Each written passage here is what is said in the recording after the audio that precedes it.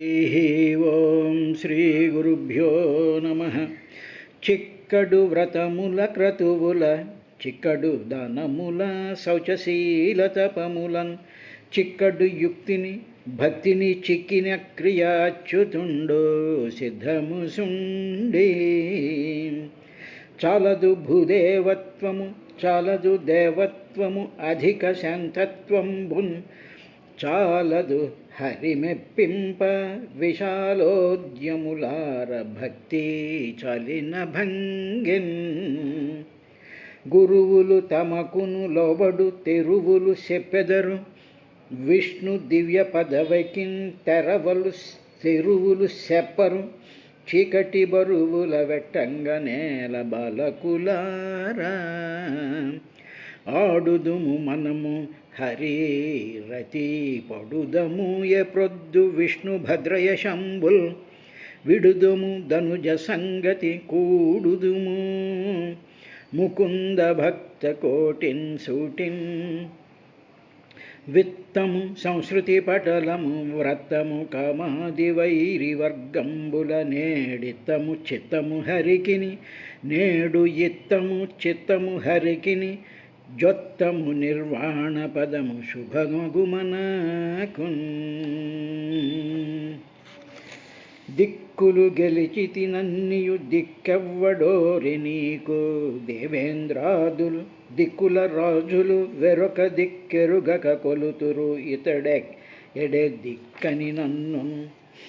బలయుతులకు దుర్బలులకు బలమెంవడు నీకు నాకు బ్రహ్మాదులకు బలమెంవడు ప్రాణులకును బలమెంవండట్టి విభుడు బలము అసురేంద్ర. లోకములన్నీయున్ గడియలోన జయించిన వాడవు ఇంద్రియానీకము చిత్తము గెలువనెరవు నిన్ను నిబద్ధుజేయు నీ భీకర శత్రులార్వుర ప్రభిన్నుల చేసిన ప్రాణికోటిలో నీకు విరోధి లేడొకడు నేర్పున చూడుము ధనవేశ్వర. కలడంబోధి కలండు గాలి కలడు ఆకాశంబునం కుంభినం కలడగ్నిన్ దిశలం పగళ్ళ నిశలం ఖద్యోత చంద్రాత్మలం కలడు ఓంకారమునం త్రిమూర్తులం త్రిలింగ వ్యక్తులం దంతటం కలడీసుండు కలడు తండ్రి వెదుకంగాయేల ఈయాయడం ఇందుగలడందులేడని సందేహము వలదు. చక్రి సర్వోపగతుండు ఎందెందు వెదకి జూచిన అందందే గలడు దానవాగ్రణి వింటే. ఓం శ్రీ గురుభ్యో నమ. ఓ విదురా, మూర్తి అనేటువంటి 13వ అమ్మాయికి దక్ష ప్రజాపతి యొక్క 13వ అమ్మాయికి నరనారాయణులు అనేటువంటి ఋషులు జన్మించారయ్యా అనేటువంటి విషయాన్ని చెప్పాను కదా. ఎప్పుడైతే ఆ నరనారాయణులు అనేటువంటి ఆ ఋషి ద్వయం పుట్టిందో అప్పుడు ఏం జరిగింది అంటే మనాంసిక కుభోవతాః ప్రసేదు సరితః అద్రయ.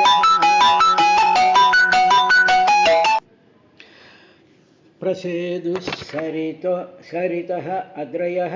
ఎప్పుడైతే ఆ నరనారాయణులు అనేటువంటి వాళ్ళు మూర్తి ధర్ముడికి మూర్తి అనేటువంటి అమ్మాయిలకి నరనారాయణుని కన్నారో అప్పుడు ఏం జరిగింది అంటే సునిర్వృతం మొత్తం విశ్వం అంతా కూడా ఈ భూమండలం అంతా కూడా ఆనందం చేత వ్యాపించబడిపోయిందయ్యా. సునిర్వృతం అభ్యనందత. అప్పుడు ఉండేటువంటి సమస్త జీవులందరూ కూడా ఒక పండగ వాతావరణం చేసుకుని పండగ చేసుకున్నారు.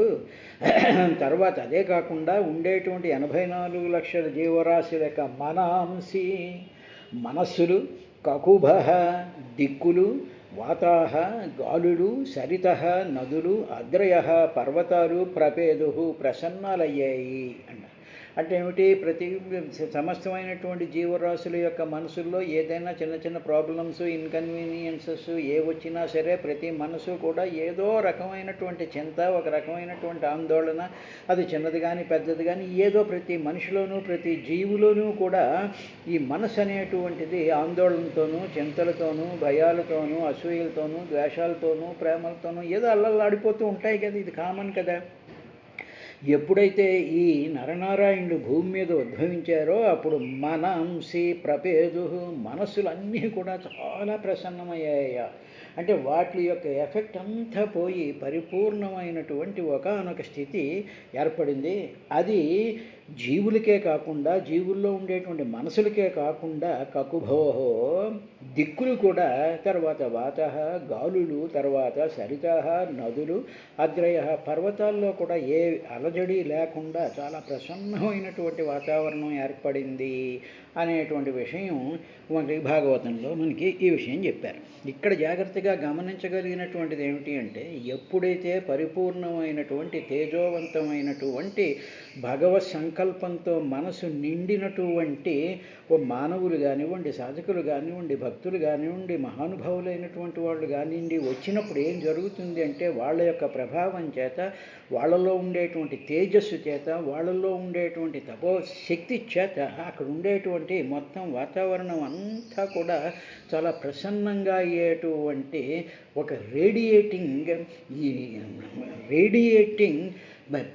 ఎనర్జీ అక్కడికి అలా ప్రాపగేట్ అవుతూ ఉంటుంది అనేటువంటి విషయాన్ని మనకి భాగవతం చెప్తోంది. అందువల్లే మహానుభావులైనటువంటి వాళ్ళ యొక్క ప్రజెన్స్ మనం చూస్తూ ఉండేటువంటి సందర్భంలో ఎందరో మనసులు యొక్క ఆ ఆనందాన్ని అనుభవించేటువంటి స్థితి మనం చూస్తూ ఉంటాం. తరువాత ఇప్పుడు ఏం జరిగింది అని చెప్తూ ఆయన దివ్యవాద్యంత తూర్యాణి పేతు కుసుమవృష్టయ మునయస్తుష్టుస్తుష్ట జగుర్గంధర్వ కిన్నరాహ. దివి ఆ అంతరిక్షంలో తూర్యాణి భాజాలు అవాద్యంత వాయించారయ్యా. నరనారాయణులు పుట్టేప్పటికీ ఆకాశంలో అంతరిక్షంలో బాజాలు అవాద్యంత వాయించబడ్డాయి. అదే సమయంలో కుసుమ వృష్టయ పేతు పువ్వుల యొక్క వానలు కూడా కురిసేయి. తుష్టాహ మునయ అప్పుడు తపస్సు చేసుకునేటువంటి మునులు, అదేవిధంగా మునులు అంటే మననశీలం కలిగినటువంటి వాళ్ళు. అంటే ఏమిటి? భగవత్ సంబంధమైనటువంటి విషయాన్ని శ్రవణం చేసి దానిని మననం చేసి ప్రశాంతంగా కూర్చుని ఉండేటువంటి మననశీలులైనటువంటి భక్తులు కానీ, సాధువులు కానీ, మునులు కానీ, ఋషులు కానీ ఎవరైనా సరే వాళ్ళ యొక్క మనసంతా కూడా తుష్ట మునయ, మహర్షులందరూ కూడా తుష్టి, ఒక రకమైనటువంటి సంతృప్తి కలిగింది. అలాగ సంతృప్తి కలిగినప్పుడు తుష్టువుహు, అప్పుడు వాళ్ళు ఆ మన్నంలో నుంచి వచ్చినటువంటి దాంతో స్తోత్రం కూడా చేశారు నరనారాయణులకి. అదే సమయంలో గంధర్వ కిన్నరాహ జగుహు, గంధర్వులు కిన్నరులు వీళ్ళిద్దరూ కూడా గానానికి కిన్నరులని గంధర్వుని చెప్తూ ఉంటారు. కాబట్టి వాళ్ళు జగుహు గానం చేశారయ్యా నరనారాయణుని చూసి అని చెప్పిన తరువాత ఇంకా అప్సరసులు వాళ్ళు ఉంటారుగా, వాళ్ళు ఏం చేశారు అనేటువంటి విషయాన్ని చెప్తూ నృత్యంతి స్మ స్త్రియో దేవ్య ఆసీత్ పరమమంగళం దేవా బ్రహ్మాదయ సర్వ ఉపతస్తురభిష్ణవైః. నృత్యంతః దేవ్య అంటే దేవతలకు సంబంధించినటువంటి స్త్రీలు అంటే దేవతల యొక్క భార్యలు. అదేవిధంగా వాళ్ళు ఏం చేశారంటే నృత్యంతి స్మ, చాలా ఆనందంగా వాళ్ళు నృత్యం చేశారయ్యా. తరువాత అలాగ నృత్యం చేస్తూ ఉండేటువంటి సందర్భంలో ఆ ఎన్విరాన్మెంట్ అంతా పరమ మంగళం, చాలా గొప్పదైనటువంటి మంగళాలు, శుభాలు, ఆహ్లాదకరమైనటువంటి వాతావరణం అంతా కూడా నిండిపోయింది. ఆసీత్ నిండింది, ఆసీత్ అంటే అయ్యన్, ఆ విధంగా సర్వమంగళ స్వరూపం కింద అయిపోయిందయ్యా. తరువాత అప్పుడు దేవా బ్రహ్మాదయ సర్వ ఉపతస్థు అభిష్ణవై అంటే స్తోత్రాలతో బ్రహ్మ ఆదయ అంటే బ్రహ్మాది దేవతలు స్తోత్రములతో ఉపతస్థు స్తుతించారు ఆ నరనారాయణుని అని చెప్పి వాళ్ళు ఏ విధంగా స్తుతించారు అంటే, ఇంత ఆహ్లాదాన్ని కలిగించేటువంటి భగవత్ దర్శనం మనకి కలిగినప్పుడు కానీ, మహానుభావుల యొక్క దర్శనం కలిగినప్పుడు కానీ మనలోనే ఆ ఉల్లాసము, ఆ ఉత్సాహము, ఆ ఆనందము మనలో నుంచి పెళ్ళుబికి కొన్ని మాటల ద్వారా, కొన్ని చేష్టల ద్వారా బయటకు వస్తుంది. చేష్టలు అంటే పూజలు, నమస్కారాలు చేయడం, పుష్పవృష్టి కురిపించుతూ ఉండడం, అదేవిధంగా శరీరం అంతా కూడా నాట్యాదులు చేస్తూ ఉండడం అనేటువంటిది జరుగుతూ ఉంటుంది. అదేవిధంగా ఇప్పుడు ఈ సాధకులైనటువంటి వాళ్ళు, భక్తులైనటువంటి వాళ్ళు, దేవతలైనటువంటి వాళ్ళు ఆ నరనారాయణుని చూసి స్తోత్రం చేశారయ్యా. ఏమిటి వాళ్ళు చేసినటువంటి స్తోత్రం అంటే, దేవా ఊచు యో మాయయా విరచితం నిజయాత్మనీదం ఖేరుపభేదమివ తత్ప్రతిచక్షణాయ ఏతేన ధర్మసదనే ఋషిమూర్తినాద్య ప్రాదుశ్చకార పురుషాయ నమః పరస్మై పురుషాయ పరస్మై అంటే ప్రకృతికి అతీతుడైనటువంటి పురుషాయ, అన్నిట్లోనూ కూడా పూరించేటువంటి వాడు, పూర్తిగా అన్నిట్లోనూ కూడా పూరింపబడి ఉన్నటువంటి వాడు పురుషుడు.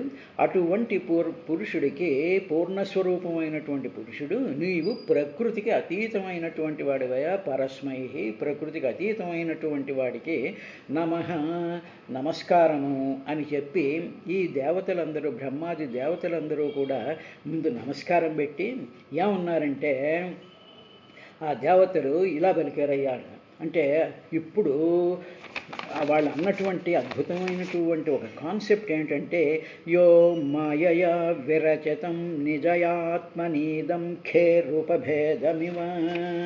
ఇప్పుడు ఆకాశం ఉంది, స్వామి నువ్వు ఎటువంటి వాడివి అనేటువంటి విషయాన్ని వాళ్ళు చెప్తూ, భాగవతం పదే పదే ఒకే విషయాన్ని అనేక రకాలైనటువంటి స్థితులతో చెప్తూ ఉంటుంది. అది మనం గమనించాలి.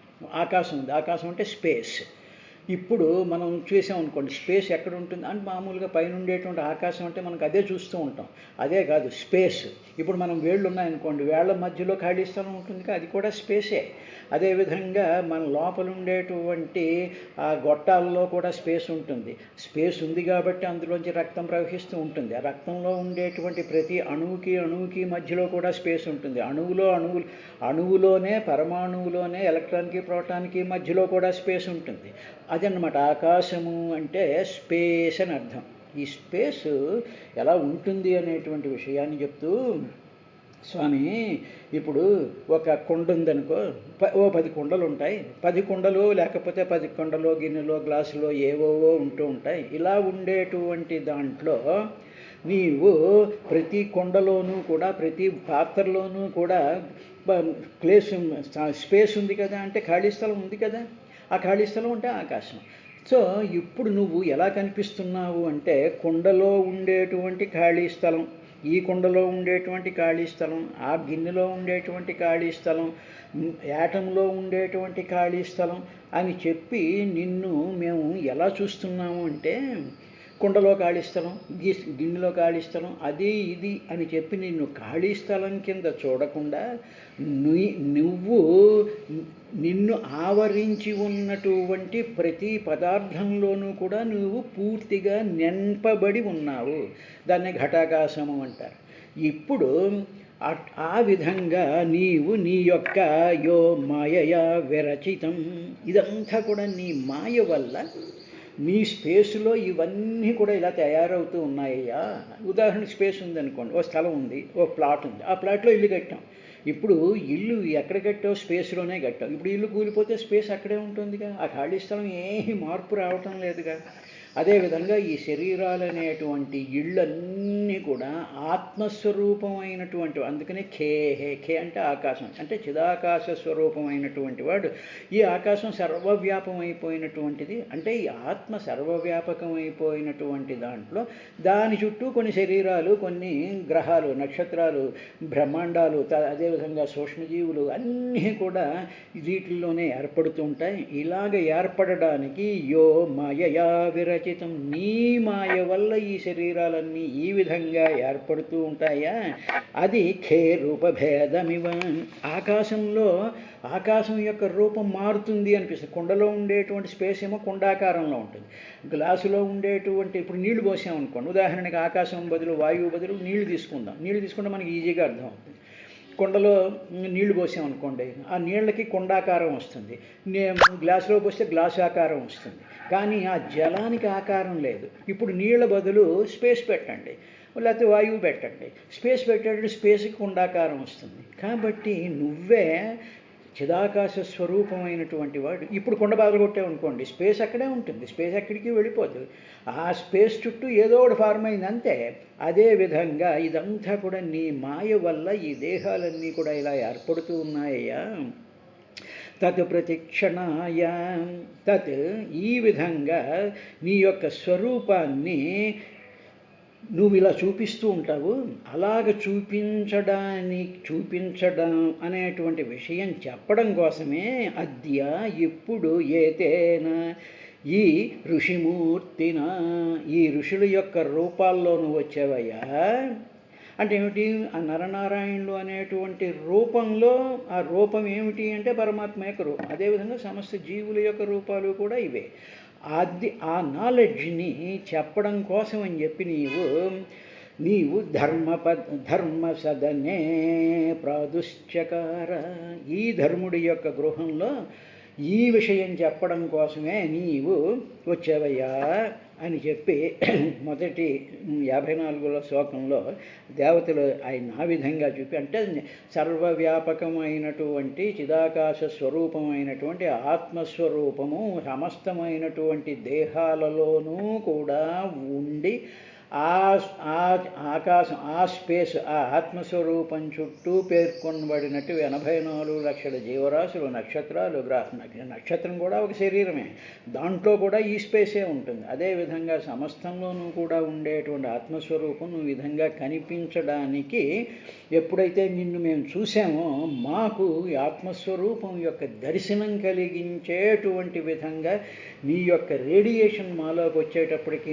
మాలో నుంచి ఆ అనుభవం, ఆ స్ఫురణ మాలో కలిగి నిన్ను ఆ విధంగా ఇది చేస్తున్నామయ్యా. పురుషాయ నమః పరస్మై, నువ్వు ఈ ప్రకృతి అంటే కనిపించేటువంటి బాడీస్ ఇవన్నీ, ఈ బాడీస్ అన్నిటికీ కూడా నువ్వు అతీతంగా ఉండేటువంటి పరస్వరూపానికి నీకు నమస్కారము అని చెప్పిన తర్వాత సోయం స్థితి వ్యతికరోపశమాయ సృష్టాన్ సత్వేన నస్సురగణానానుమేయతత్వః దృశ్యాదభ్రకరుణేన విలోకనేన యచ్చీనికేతమమలం క్షిపతారవిందం.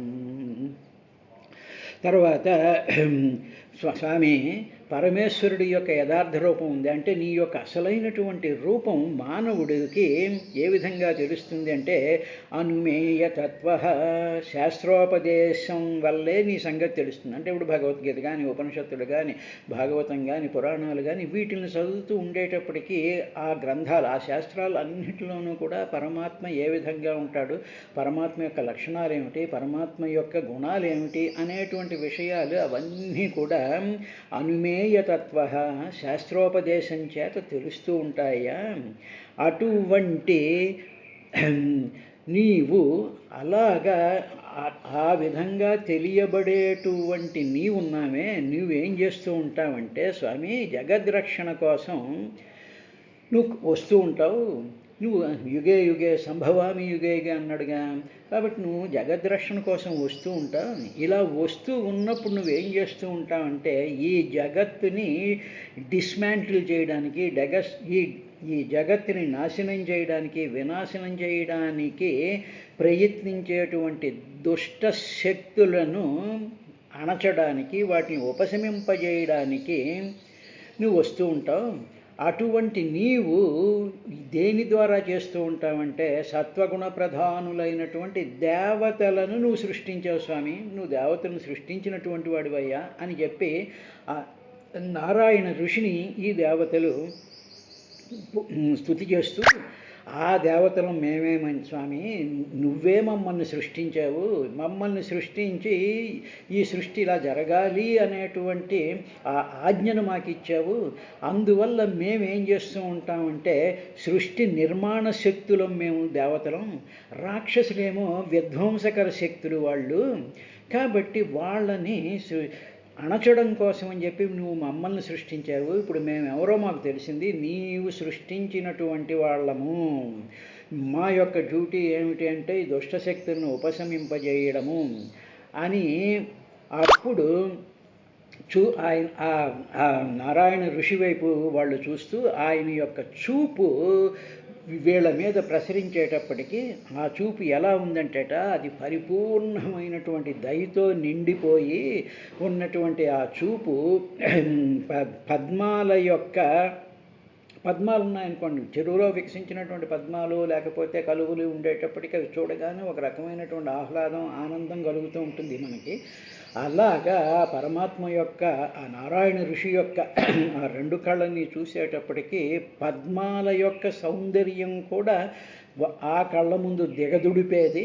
అలాంటి కళ్ళతో నీవు చాలా దయతో చూసావయ్యా, కాబట్టి అటువంటి దయని నిరంతరము కూడా మా మీద పరిచి ఉంచు, ఆ దృష్టితోనే మమ్మల్ని చూస్తూ ఉండు అన్నాడు. ఇది దేవతలు చేసినటువంటి స్తోత్రము అనుకుని మనం ఆలోచిస్తే తప్పండి. మనం కూడా అదే విధంగా చేస్తాం. ఎందుకంటే నరుడు ఉన్నాడుగా, నరుడు అంటే మానవుడిగా, నరుడు పక్కన నారాయణుడు ఉన్నాడుగా, నారాయణుని చూస్తూ ఉన్నాడుగా, అంటే మనం నరులం, మనలో నారాయణుడు ఉన్నాడు. కాబట్టి మన నరస్వభావం, మన మానవ స్వభావం అటువంటి నారాయణుణ్ణి మనకి అని దృష్టి దృశ్యాత్ అదభ్రకరుణేన విలోకనేన,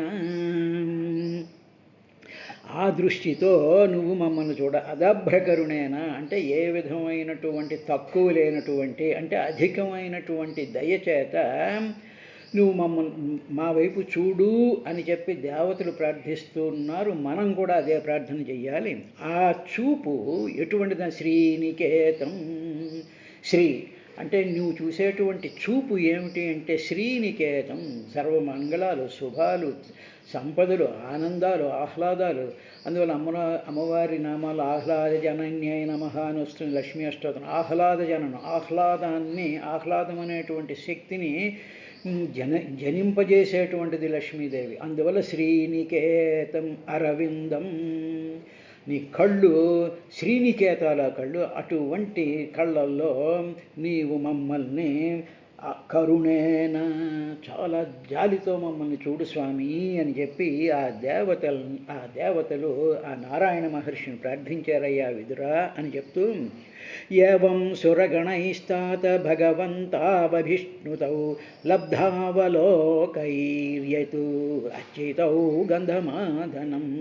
తాత ఓ వత్స, ఓ విదురా, లబ్ధ అవలోకై, ఎప్పుడైతే వీళ్ళు ప్రార్థించారో వెంటనే నారాయణ మహర్షి కళ్ళు తెరిచి ఎదురుగా నిలబట్టినటువంటి బ్రహ్మ, ఇంద్రాది సమస్తమైనటువంటి దేవతలు, అక్కడ ఉండేటువంటి అప్సరసులు, గంధర్వులు, కిన్నరులు, మహర్షులు, వీళ్ళందరి వైపు ఒక్కసారి చూసేటప్పటికీ ఆ కళ్ళల్లో నుంచి ఆహ్లాదంతో కూడుకున్న, ఆనందంతో కూడుకున్న, లక్ష్మీ శోభతో వెలిగిపోతూ ఉండేటువంటి ఒక బ్రహ్మాండమైనటువంటి వెలుగంతా ఆయన కళ్ళల్లో నుంచి దయాస్ఫూరకంగా వచ్చి ఆ దేవతలందరి మీద వాలిందయా చూపు.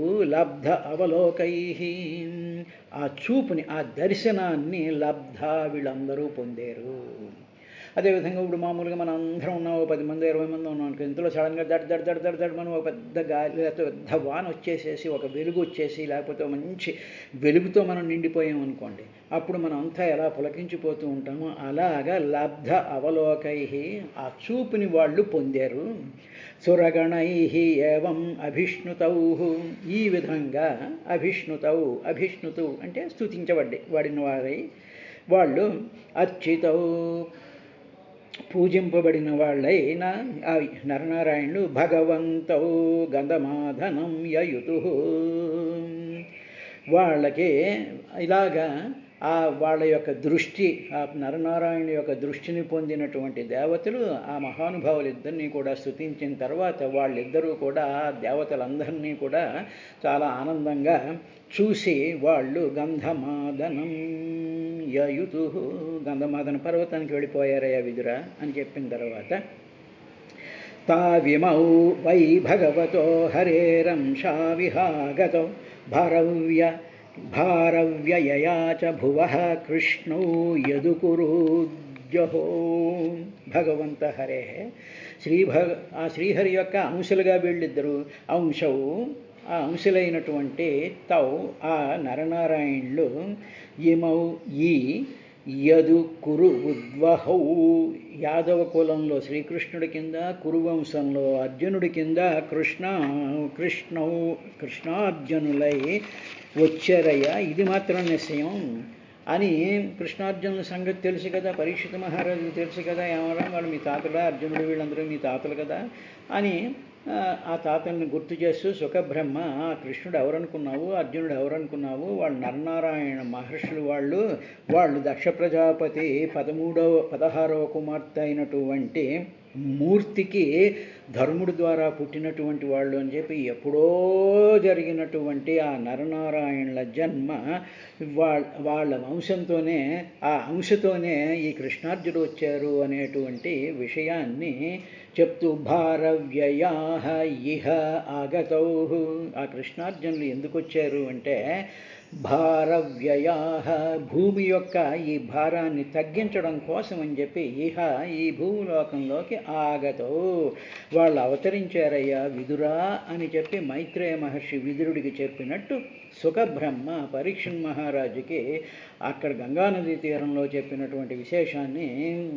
అక్కడ నైమిసారణ్యంలో సూత మహర్షి ఈ నరనారాయణులే కృష్ణార్జునుల కింద ఈ భూమండలానికి ఈ భూమికి ఉండేటువంటి బరువు తగ్గించడానికి వచ్చారయ్యా అనేటువంటి విషయాన్ని చెప్పారు. రేపు స్వధ వాళ్ళకి సంబంధించినటువంటి విశేషాలతో మనకి 1వ అధ్యాయం పూర్తవుతుంది.